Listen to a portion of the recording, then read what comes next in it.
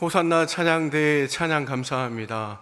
오늘은 8월 네 번째 주일, 복되고 거룩한 날 주의 말씀을 사모하여 성전에 나와 머리 숙여 함께 예배하는 우리 모든 주의 백성들 머리 위에 우리 주님의 크고 놀라운 은혜와 평강이 늘 함께 하시기를 간절히 소망합니다. 옆에 계신 분들과 함께 인사 나누시고 말씀 받으면 좋겠습니다. 이렇게 따라서 인사하시죠. 예수님만 따르며 살아가십시다.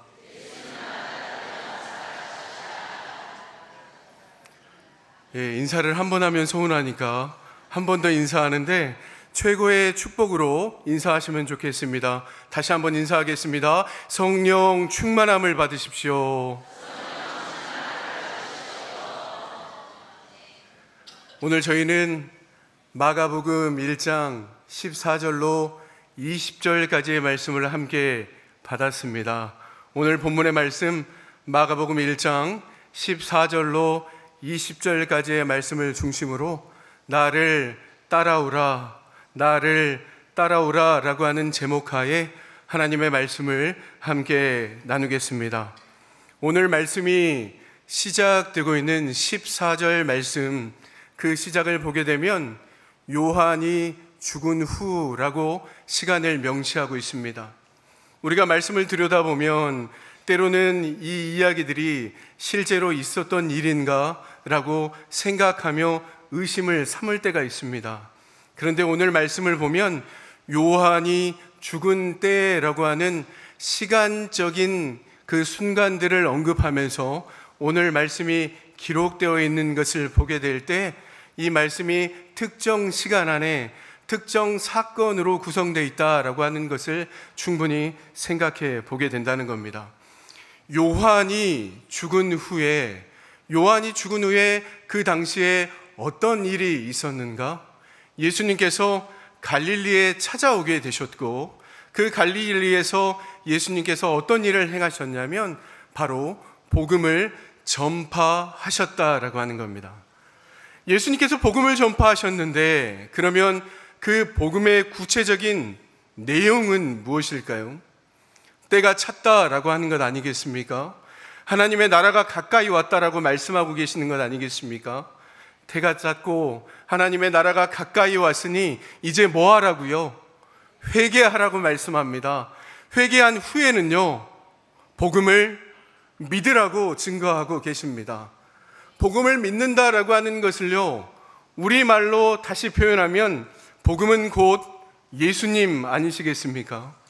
복음을 믿으라고 하는 이야기는 예수님을 믿어라.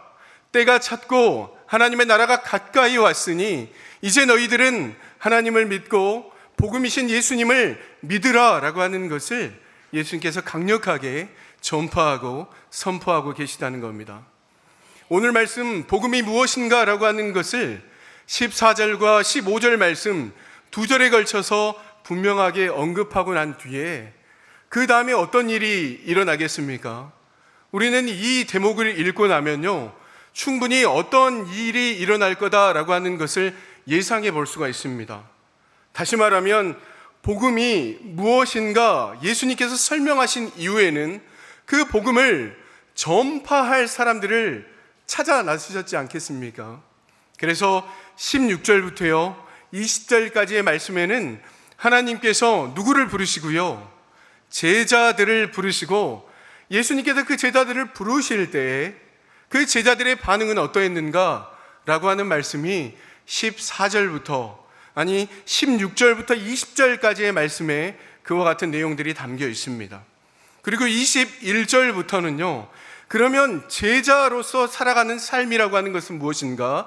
그 구체적인 내용들을 세 가지로 언급하고 있다라고 하는 겁니다. 오늘은 시간의 제약성 때문에 오늘 말씀 마가복음 1장 14절부터 20절까지의 말씀을 중심으로 함께 살펴보고자 합니다. 예수님께서는요, 하나님과 동일하신 분이시잖아요. 예수님은 능력이 있으신 분이시잖아요. 하나님은 이 땅 가운데 이루시지 못할 일이 단 하나도 없으신 분이시잖아요. 그러면 우리 가운데 이런 질문을 할 수 있다는 겁니다. 예수님 하실 수 있고 그러한 능력이 충분히 있으시다고 한다면 그 일을 혼자 하시면 될 것이지 왜 제자들을 부르시는가라고 하는 겁니다. 그것은 예수님이 능력이 없어서 그 복음 전파하시는 일이 혼자서는 할 수 없어서 예수님의 제자들을 부르시는 것이 결코 아니라는 겁니다. 누구 때문에 부르셨을까요? 바로 우리 때문에 부르셨다라고 하는 겁니다. 제자들 때문에 우리 예수님께서는 한 사람 한 사람을 지목하여 부르셨다라고 하는 것을 깨달을 수 있기를 바랍니다.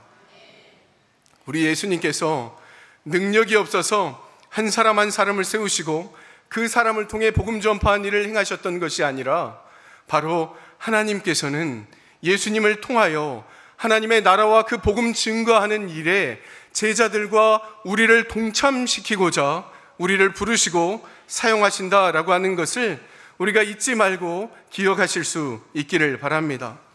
동역자와 함께 일하고 싶어 하십니다. 우리도 마찬가지지요. 혼자 하는 것이 어쩌면 그 모든 일 가운데 순탄하게, 순조롭게, 복잡하지 않게 그 일들을 감당할 수 있을지 모릅니다. 함께 일하면 어떤 일이 일어나게 됩니까? 옆에 사람들을 신경 써야 하죠. 마음 상하지 않을까? 그 일들을 함께 할 수 있을까? 걱정과 근심하게 되지 않습니까? 눈치를 보게 되지 않습니까? 혼자 하는 것이 어쩌면 주의 사역을 하는데 쉽고 빠른 길일 수 있습니다. 그럼에도 불구하고 하나님의 뜻은 어디 있었냐면 하나님의 사역을 혼자 감당하는 것이 아니라 동역자와 함께 하는 것이 바로 우리 하나님의 뜻이었다, 이렇게 말씀하고 계십니다. 하나님은 바로 하나님의 귀한 사역들을 그렇게 함께 해 나가시기를 바라신다라고 하는 겁니다. 그래서 동역자들과 함께 일을 배우라고 말씀하시고요. 그래서 우리가 선교도 같이 하고 예배도 같이 하고 기도의 자리도 함께 참여하는 것 아니겠습니까? 얼마든지 우리가 가정에서 혼자 예배 드릴 수 있죠. 편한 복장으로 편한 마음으로 하나님 앞에 홀로 예배 드릴 수 있습니다. 그 예배 드리는 것이 잘못되었다라고 얘기하는 것이 아니고 하나님께서는 한 자리에 모여 기쁨으로 모인 주의 백성들을 하나님께서 기쁘게 받으시고 그 예배도 하나님께서 홀로 영광 받아주신다는 뜻입니다. 그래서 함께 모이기를 힘쓰기를 원하고 찬양도 기도도 선교하는 것도 홀로가 아니라 어떻게 해 나아가야겠습니까? 우리 나주교회 공동체가 한 마음을 품고 기도하고 함께 예배하고 선교의 자리에도 기꺼이 함께 동참해야 하는 것이 하나님의 뜻에 함께 하는 것이고 하나님의 나라를 이루는 길임을 우리가 반드시 기억하실 수 있기를 바랍니다. 예수님께서는요, 하나님의 사람을 부르실 때 하나님께서 하나님의 일들을 이루어 나가시기 위해 예수님을 통해 주의 백성들, 하나님의 제자들을 부르시는데 과연 그러면 어떤 사람을 부르실까 궁금하지 않습니까? 첫 번째는 평범한 사람을 부르신다는 겁니다. 한번 따라해 봅시다. 평범한 사람을 부르십니다. 자, 다시 한번요. 평범한 사람을 부르십니다. 저는 이 대목에 굉장한 위로를 받았습니다. 만약에 우리 예수님께서요, 주의 제자로 삼으실 때 능력 있는 사람, 똑똑한 사람, 지혜로운 사람을 부르신다 그러면 우리를 부르시지 않으셨겠죠. 그런 사람을 찾으시려면 어디로 갈까요? 랍비 스쿨이라고 하는 곳을 찾아 나서셨을 겁니다. 왜 그러냐면 랍비 스쿨이라고 하는 곳은 하나님의 성경, 그 말씀을 가르치고 부단히 연구하는 곳이 랍비를 가르치는 학교이거든요. 그러면 그곳에 가야 하나님의 말씀을 보다 잘 전할 수 있는 똑똑한 사람을 만날 수 있지 않겠습니까? 그런데 예수님께서는요, 랍비 스쿨, 그렇게 말씀을 가르치는 학교로 찾아가지 않으셨다는 얘기입니다. 두 번째, 영성 있는 사람을 부른다면, 영적으로 잘 훈련된 사람을 찾으신다면 예수님께서 어디로 낮으셨을까요? 그 발걸음을 어디로 옮기셨을까요? 바로 광야라고 하는 곳으로 옮기셨을 겁니다. 그 당시에는요, 영적인 훈련이 온전히 이루어진 장소가 어디였냐면 광야라고 하는 곳이었습니다. 아무것도 없고요, 생명은 찾아볼 수 없는 그곳에서 바로 온전히 하나님만 바라볼 수 있는 특별한 장소, 공간, 그곳이 바로 광야였기 때문에 그렇습니다. 충분히 그곳에서 하나님으로부터 훈련받고 영적으로 잘 다듬어질 수 있는 공간, 그곳이 광야였기 때문에 그래서 그곳에 수도원과 수소사슬이 많이 머물렀다라고 하는 것이죠. 그러므로 예수님께서 영적으로 훌륭한 사람을 제자로 삼기 원하셨다면 광야라고 하는 곳으로 그 발걸음을 옮기셨을 터인데 그렇지 아니하시고 일상 가운데 있는 평범한 사람을 부르고 계신다는 것입니다. 또 어떻습니까? 똑똑한 사람, 영적으로 잘 훈련된 사람이 아니라 하나님께서 만약 좋은 집안 사람, 가문과 명성을 가진 사람들을 선택하여 찾아 나서신다면 그곳은 하나님께서 어디를 선택하여 가셨을까요? 바로 예루살렘이라고 하는 곳으로 가지 않으셨을까요?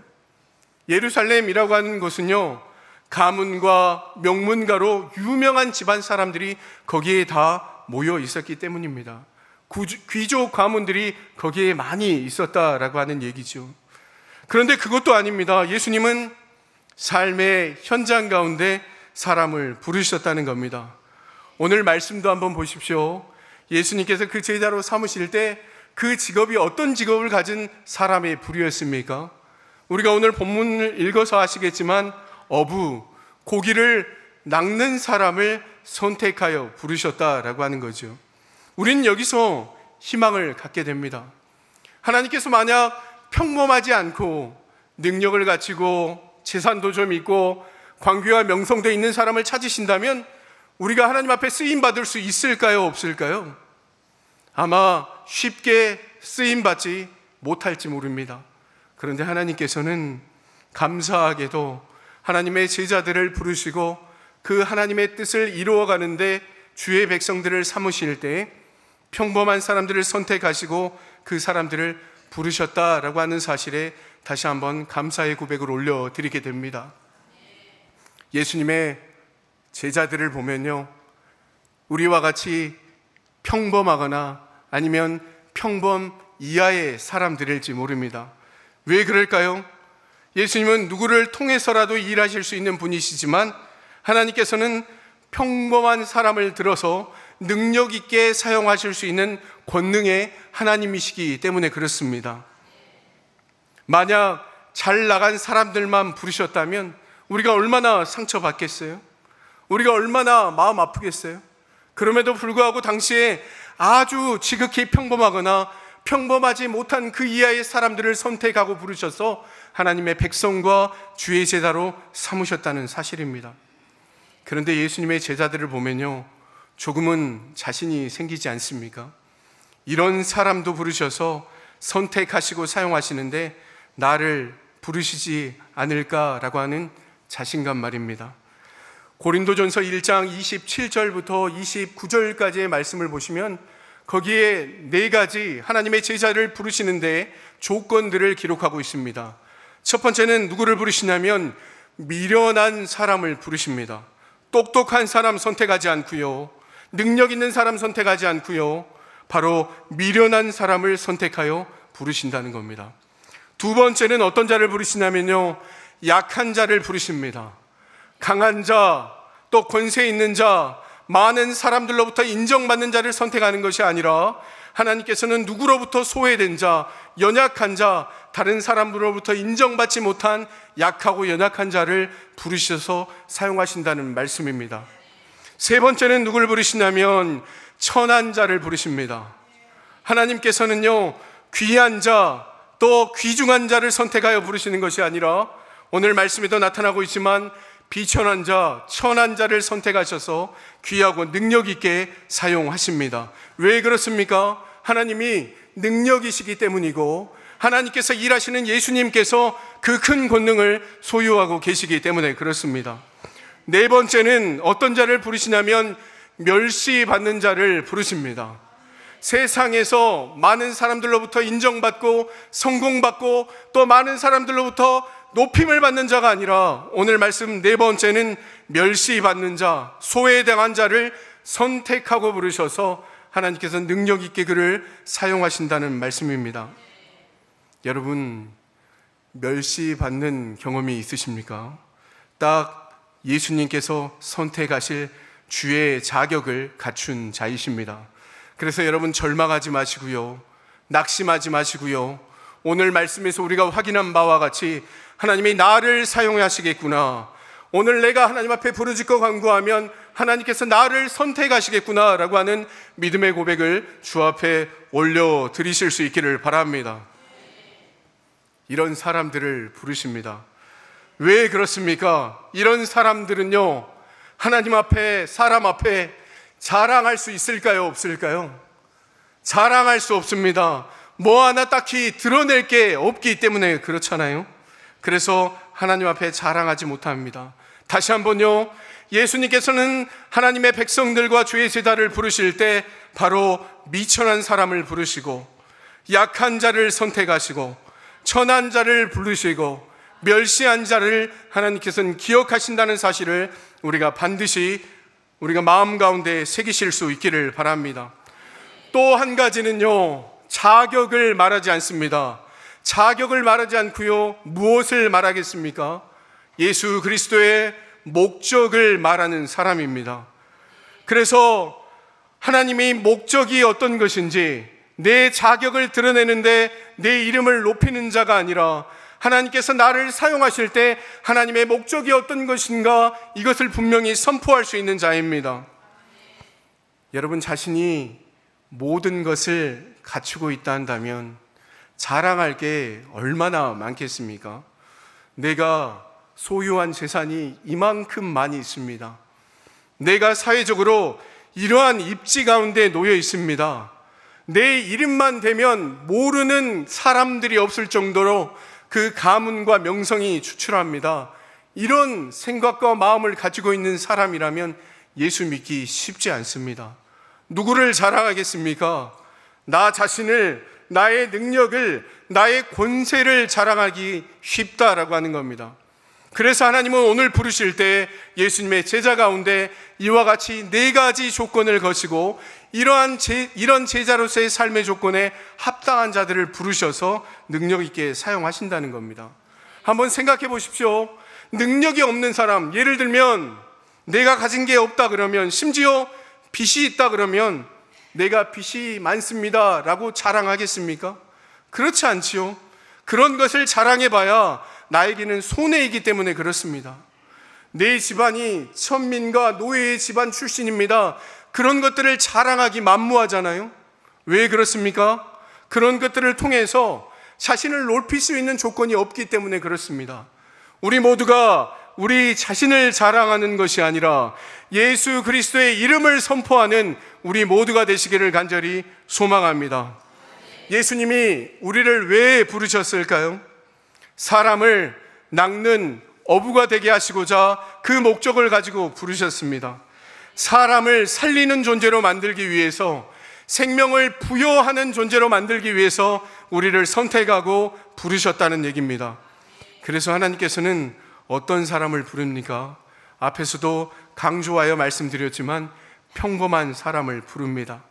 목적의 모든 것들을 걸 수 있는 사람, 그러나 지극히 평범한 사람을 부르셔서 주의 이름만 높여드릴 수 있는 그 사람을 선택하여서 하나님을 영화롭게 해줄 수 있는 그 사람을 선택하여 부르신다는 말씀입니다.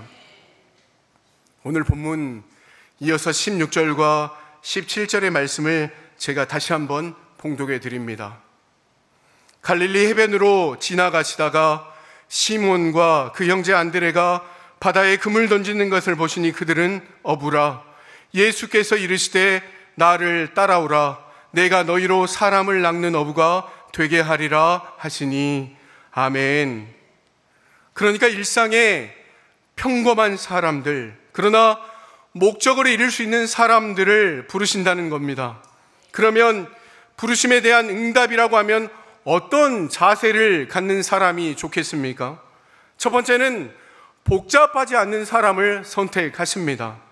성경에 보면요, 복잡한 사람들 가운데 하나님께서 부르신 사람이 단 한 사람도 없습니다. 그 가운데 내가 하겠습니다라고 응답하는 제자가 한 사람도 없었다는 겁니다. 단순한 사람들, 복잡하지 않는 사람들, 생각이 많지 않은 사람들을 부르셔서 주님밖에 없습니다. 내가 주님의 일을 감당하는데 힘과 능력과 나의 삶의 전부를 드리겠습니다 라고 하는 사람을 선택하셔서 오늘 주의 제자로 삼아 가신다는 얘기입니다. 그 증거를 제가 한번 보여드릴까요? 18절 말씀 한번 보세요. 그 증거를 이렇게 이야기하고 있습니다. 곧 그물을 버려두고 따르니라. 마음이 복잡한 사람은, 생각이 많은 사람은 자기의 생업을 포기하고요, 내가 지금 당신을 따라 나서겠습니다 라고 하는 고백을 할 수 있을까요? 없을까요?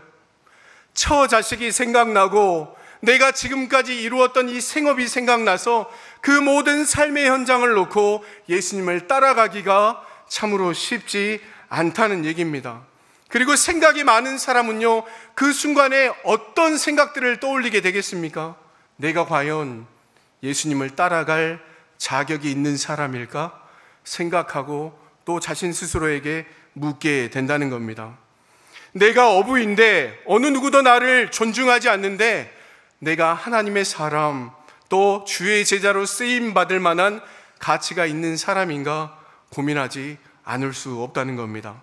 그런데 단순한 사람, 복잡하지 않은 사람, 생각이 많지 않은 사람은요, 부르면 어떻게 하겠습니까? 내가 가겠습니다 곧 따라 나서게 된다는 얘기입니다. 그런 사람들을 부르십니다. 그러니까 이 사람들은 다 버릴 수 있게 되는 것이지요.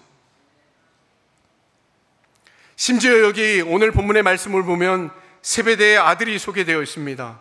이 아들은 더 심합니다. 아버지도 잊어버리고 배도 놓고 따라갔다, 이렇게 말씀은 적고 있습니다. 19절 말씀, 20절 말씀을 제가 이어서 읽어드리겠습니다.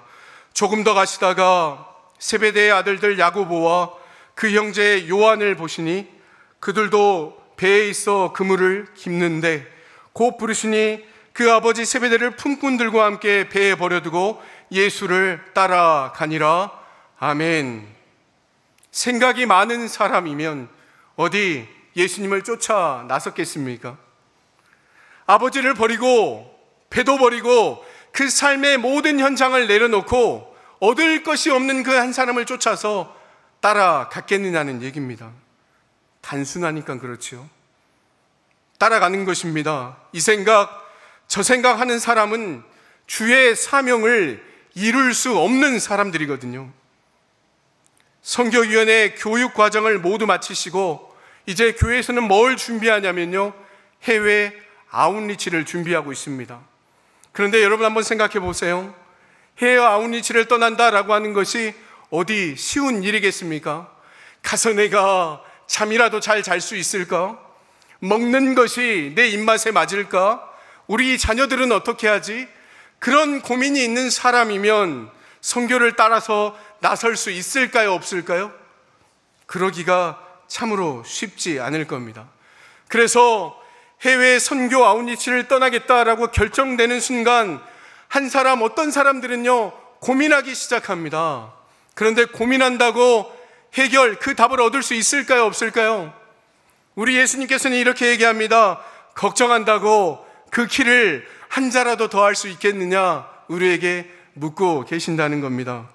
그런 분들은요 선교를 시작해서부터 모든 선교 해외 아웃리치를 마치고 돌아오는 그 순간까지 고민하게 될 겁니다. 뭐 하지 않고요, 기도하지 않고요. 생각이 많은 사람들은 기도하지 않습니다. 생각이 복잡한 사람은 기도하지 않는다는 얘기예요. 그런데 단순한 사람은 어떻게 할까요? 주님 말씀하시면 내가 한번 따라 나서 보겠습니다. 그 일이 예배의 자리든지 기도의 자리든지 심지어 선교의 현장이든지 간에 예수님께서 나를 부르시고 선택하신다면 내가 복잡한 생각 내려놓고 예수님을 한번 따라 나서 보겠습니다. 선택하고 결단하는 사람이라는 것입니다. 복잡한 사람은 안 쓰십니다. 결코 쓰임받지 못하게 된다는 말입니다. 복잡한 사람들은 말이 많습니다. 생각이 많습니다. 여러분, 단순한 사람들은요 문제가 뭐냐면 예수님과 함께라면 괜찮다라고 하는 겁니다. 뭐가 괜찮아요? 위험한 순간이 나에게 찾아온다 하더라도 예수님과 함께라면 예수님이 가장 안전한 분이시기 때문에 내가 예수님을 쫓아 나서겠습니다 말할 수 있는 사람이라는 것입니다. 예수님과 함께라면 위험도, 수고도, 고통도, 어려움도, 불편한 모든 순간도 감수할 수 있는 사람입니다. 그래서 기쁘게 따르겠습니다. 그런 사람이 오늘 말씀을 통해서 우리가 살펴본 바와 같이 주의 제자로서의 자격을 갖춘 사람이라는 뜻입니다. 마가복음 10장 17절에서 22절 말씀, 시간 관계상 제가 읽어드릴 수는 없습니다만은 집에 돌아가셔서 한번 살펴보시면 여기에는 부자 청년의 이야기가 나옵니다.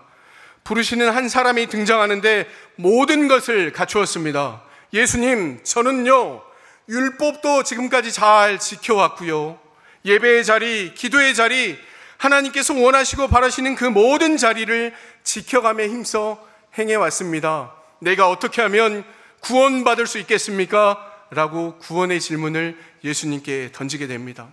예수님께서는 그 모습이 예쁘고 사랑스러웠는지 사랑스러운 말씀을 하시고 그 표정을 지으시면서 이 청년에게 이렇게 묻습니다.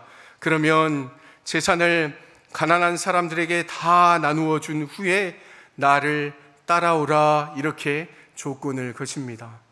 이 청년은 주님의 제자들과 같이 똑같은 상황에서 예수님의 부르심 앞에 제가 하겠습니다 순종했을까요? 그렇지 않을까요? 그렇지 않았습니다. 오늘 말씀 마가복음 10장 22절 말씀, 상반절 말씀 한번 띄워주시겠어요? 이 말씀을 참고하여 보시면 그 사람은 재물이 많은 고로, 이 말씀 하반절에 뭐라고 기록되어 있냐면 슬픈 기색을 하고 떠나갔다, 이렇게 말씀은 증거합니다. 여러분, 돈이 많으면 하나님 앞에 내어놓기 어렵고 돈이 없으면 하나님 앞에 내어놓기가 쉬울까요? 그렇지 않습니다. 여러분, 10억을 가진 사람이 10억을 내놓기가 어렵겠지요. 그러나 10만 원 가진 사람에게 10만을 내놓는 것은 쉬운 일일까요? 그렇지 않습니다. 여러분, 오늘 이 시간 제가 여러분에게 드리는 말씀은 재물과 여러분 모든 것들을 하나님 앞에 내어 맡겨라, 그런 뜻이 아닙니다. 하나님 앞에 주님의 제자로 세워짐을 받기 위해서는, 하나님 안에서 능력 있게 쓰임 받기 위해서는 어떤 태도가 중요하냐라고 하는 겁니다. 오늘 말씀에는 청년과 같은 부류의 사람이 있는 반면에 예수님의 제자들과 같이 그것이 무엇이든지 간에 내가 주님 말씀하시면 그 말씀에 순종하고 따라 나서겠습니다, 이렇게 얘기하는 사람이라는 뜻입니다. 야고보와 요한은 가난한 것도 아니었습니다. 오늘 말씀을 보면 뭐라고 기록되어 있냐면 아버지도 버리고 배도 버렸다, 이렇게 얘기하잖아요. 재물이 없었던 것이 아닙니다. 그때 당시에 배를 한 척 소유하고 있다라고 하는 것은 대단한 재산을 가지고 있었던 사람이죠. 그러나 세베대의 아들들은요, 아버지도 내려놓고 그 품꾼들도 버리고 배도 내려놓고 예수님을 찾아 나섰다, 이렇게 말씀하고 있지 않습니까? 저는 선교를 준비하는 하나님의 백성들 가운데, 나주교회 성도들 가운데 이런 얘기를 전해 듣게 되었습니다. 우리 가족들은요, 휴가도 다 반납하고 호텔, 호캉스도 하지 않고 물놀이도 가지 않고 온 가족들이 함께 참여하여 선교의 자리에 나가기로 이번 휴가를 투자하기로 했습니다 라고 하는 가정이 있었습니다. 이 얘기를 듣고 얼마나 저는 감동이 되었는지 모릅니다. 다 포기하고 온 가족이 선교에 뛰어들었다는 얘기. 신앙생활 좀 열심히 해보려고 하면 안타까운 마음이 들 때가 있습니다. 다른 사람, 혹 어떤 사람은 그 가정을 보고 그 좋은 휴가를 버리고 거기를 간다고 얘기할 줄 모릅니다. 안타까운 마음을 가질지 모릅니다. 그럼에도 불구하고 교회 앞에 헌신하겠다라고 하는 그 마음의 자세를 하나님 지켜보고 계신다는 뜻입니다. 마태복음 13장 45절과 46절 말씀에는요, 진주의 비유가 기록되어 있습니다. 여기에는요, 진주의 가치를 아는 사람은 어떻게 합니까? 자신의 모든 소유를 내어다 팔아서 그 땅을 사게 되었다라고 말씀은 기록하고 있지 않습니까? 어떤 사람이 보면 왜 그 땅, 보잘것없는 그 땅을 모든 재산을 팔아서 그 땅을 사게 되었는가, 이렇게 의심을 가질 수 있습니다. 그러나 우리가 그 이야기를 앞뒤로 훑어보면 왜 그 사람은 그 땅을 모든 재산을 투자해서 소유하기를 원했을까요? 그 땅 안에 무엇이 있기 때문에 그렇습니까? 진주가 있었기 때문에 그렇습니다. 내 모든 재산을 거기에 투자해서라도 진주라고 하는 가치를 얻을 만한 충분한 가치가 있다고 생각하기 때문에 자신의 모든 소유를 내어 팔았던 것 아니겠습니까? 가치를 아는 사람은요, 자신의 모든 것들을 내어 맡길 수 있는 사람입니다. 아깝다라고 하는 것은요, 예수님을 잘 모르는 사람이거든요. 예수님을 알면 예수님의 그 가치를 그 어떤 것보다도 더 크게 여길 수 있는 사람이라면요, 자신의 시간과 재물과 그 모든 삶의 형편들을 하나님 앞에 내어 맡기지 않겠느냐라고 하는 겁니다. 마치 진주의 가치를 아는 사람들과 같이 말입니다. 이제 오늘의 말씀을 정리합니다. 제자들은 그런 겁니다. 오늘 본문에 등장한 제자들은요, 아깝지 않은 사람이었습니다. 다 버리잖아요. 내 인생을 주님 앞에 다 드리는 겁니다. 아까워 마시고 다 드리실 수 있기를 바랍니다. 주님 앞에 응답받는 사람의 특징은 무엇입니까? 단순한 사람입니다. 주님 말씀하시면 내가 하겠습니다. 주님의 뜻이라면 내가 그 길로 행하겠습니다. 믿음으로 결단하는 사람이라는 것입니다. 내가 하나님의 말씀 앞에 응답 잘하는 사람들이 되기 위해서는 나의 영적인 눈이 열려서 하나님을 더 크게 볼 수 있도록 안목을 열어주시라고 구할 수 있는 저와 여러분이 다 되시기를 간절히 소망합니다. 그리하여서 제자들이 예수님의 부르심 앞에 순종함으로 예수의 복음의 능력이 힘있게 전파되었던 것처럼 이 시대에 우리도 예수님의 부르심 앞에 단순하게 반응하고 예수님의 가치를 크게 보는 사람이 되어서 교회를 든든히 세워가고 지역사회의 복음을 온전히 증거하는 오늘날 주님의 제자로 쓰임받는 영광을 받아 누리시기를 간절히 축복합니다. 함께 기도하시겠습니다.